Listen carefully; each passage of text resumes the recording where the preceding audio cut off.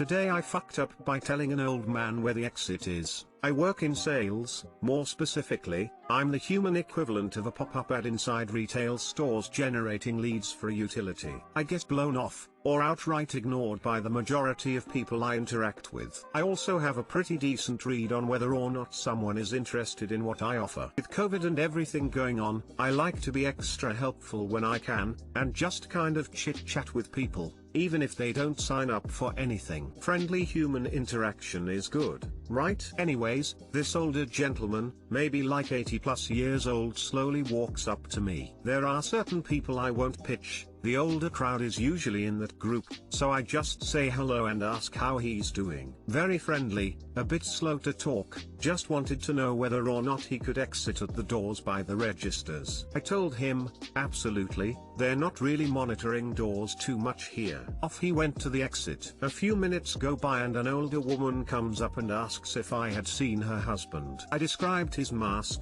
and his flannel, and she confirmed that was him. Oh lord, he has Alzheimer's. Fuck. He was in a flannel, and it's like 90 degrees today, and I kind of just directed him out to the hot parking lot. I hurry outside and wander around for a few minutes and find the man. Confused as all hell. He thought he drove, and was looking for his car. Walk him back to his wife. She thanks me, and they go about their day. So yeah, kind of wondering why they got separated, but also not really my business. Just happy he didn't go missing or anything. Too long didn't read, accidentally helped an old guy with Alzheimer's find his way to a hot parking lot, then got him safely back to his wife.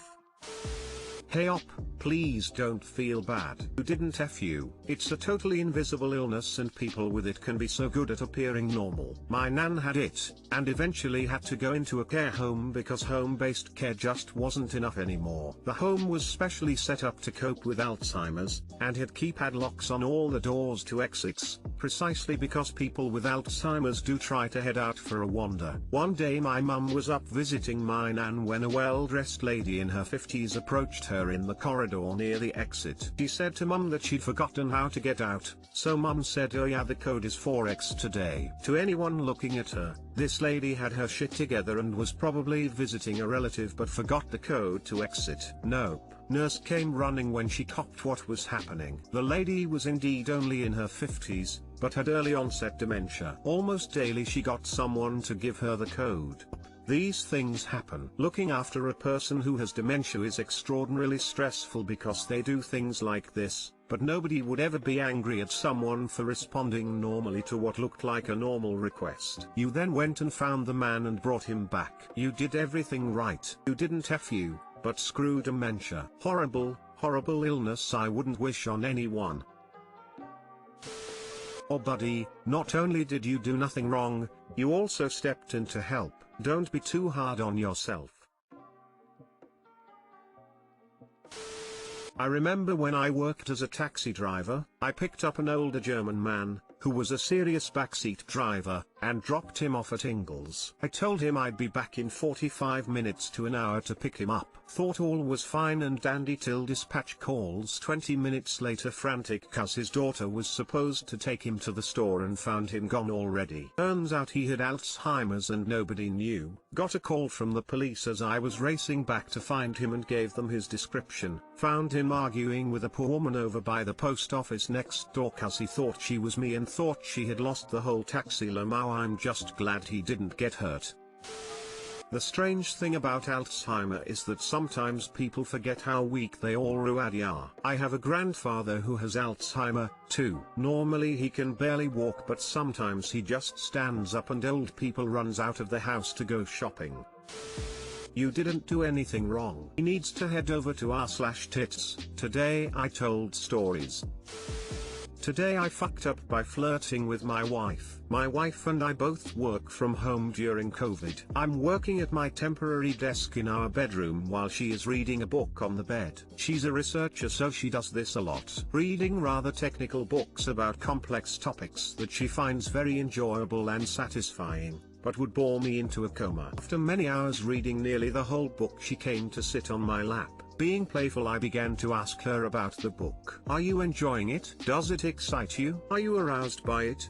rather typical for our brand of humor. However, with each question she leaned back a bit more from me and her expression changed from flirty, to confused, to disgusted. Then she said, "You don't know what I'm reading, do you?" She was reading a memoir about child sexual abuse. Cue complete and under self-disgust. I had to ask her to get off my lap and allow me to process the flirty joke gone horrifically wrong. Too long didn't read, I accidentally made a sexual joke about my wife reading a book about child sex abuse.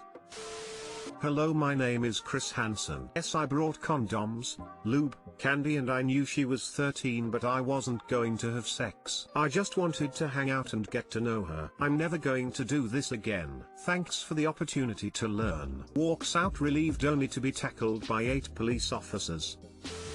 Take a seat right there.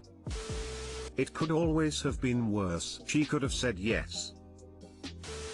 Oof, that is rough. On one hand, you didn't ask what the book was about. On the other, you were only trying to joke around and didn't know what the book was about. I doubt she is mad. People make mistakes like that all the time. I struggle to see a mistake purse here, just an unfortunate coincidence. Should have asked, should have been warned earlier. But yeah, nothing really to worry about.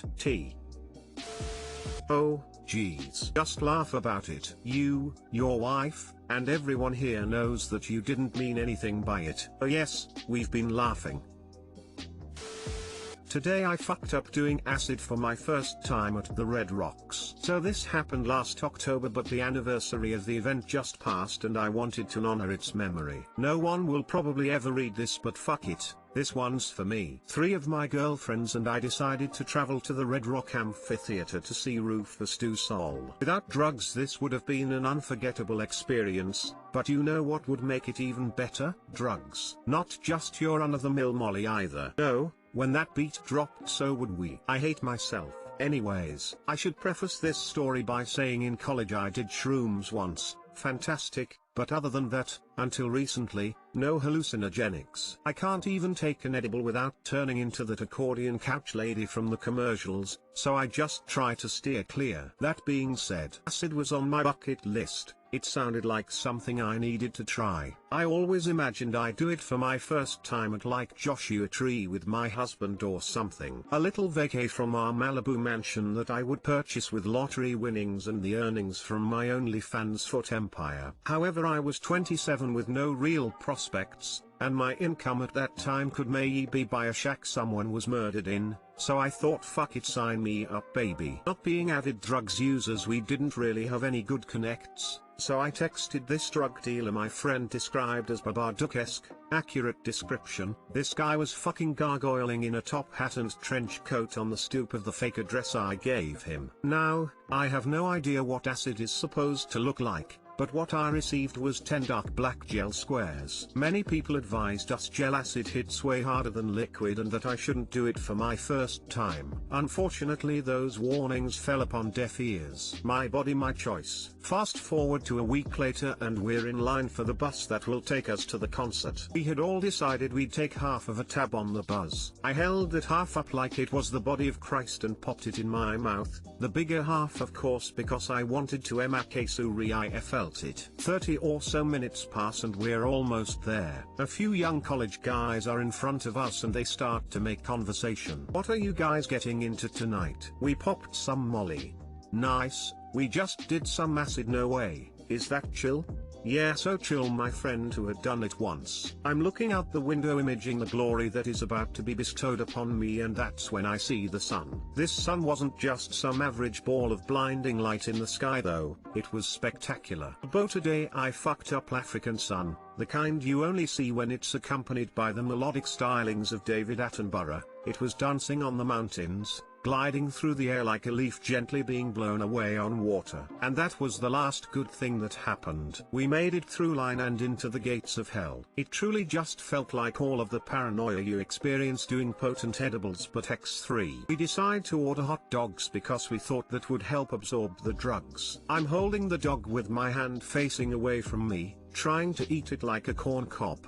because that felt normal, and just as I'm about to take a bite I see streams of grease cascading down my arms like waterfalls. I announce very loudly we have to go to the bathroom to regroup or else everyone will know we're on drugs. We're walking down the steps and I notice my friend is placing her hand on each step before she crouches and scales her way down to the next one. She's crying of course because why not? We get to the bathroom and I'm trying to act cool but then I catch a glimpse of myself in the mirror. I look like fucking Medusa. Eyes redder than the devil's dick and I start cracking up, which I realized was not normal so I go into a stall to give myself a pep talk. I can tell before I write this that this description is likely not what the bathroom looks like in reality, but from my memory the bathrooms at the RRA are covered in tiny tiles aligned in patterns, and the coloring is similar to the scales of the fish from the book The Rainbow Fish. You know, the one we all fought to check out as kids. Anyways, my depth perception at this point was non-existent, so I'm squatting over the toilet, hands pressed to the sides for dear life, doing these deep breathing anti-anxiety techniques my therapist taught me, and I'm not yelling but I am audibly saying, "Oh God, you've got this." Just as I start to connect with my wise mind I see toilet paper roll under the door and a girl whisper, "Just in case you need more." That's when I realize everyone must think I'm exploding into this toilet like Krakatoa into the Indian. I wait until I hear a few toilets flush so the first people in line won't see me exit and I bolt. The night has just begun. I find my friends. We decide to sit close to the back because 1, too many stairs, 2, avoid the crowd at all cost. Didn't know this but apparently Rufus has a pretty large punk following. Within minutes our vacant bubble was popped by men wearing collars and people in chains and spikes. They came to mosh. The person directly in front of me had a skull tattooed on the side of their face and I could not stop staring at them. I was in the middle of a converted Aztec sacrificial theater, and these people were spirits from the past coming to punish us. I also thought there were faces carved into the rocks. Honestly, I'm a really good time on drugs. I spent the majority of the concert with my eyes closed, praying that when I opened them the lights of Vegas would stop spinning in the distance and the demons would return to the stone. Not only that but I had convinced myself that I peed my pants, so I just sat still, no dancing, planning my escape so no one would know I peed. When the concert ended we got back on the bus and just to tie this night up perfectly the same college kids happened to sit by us. How was the concert? Young Brad asked. Ha ha ha, hot dogs was all I could mustered. Too long didn't read. When acid rain drops, hot dogs don't make the pain stop.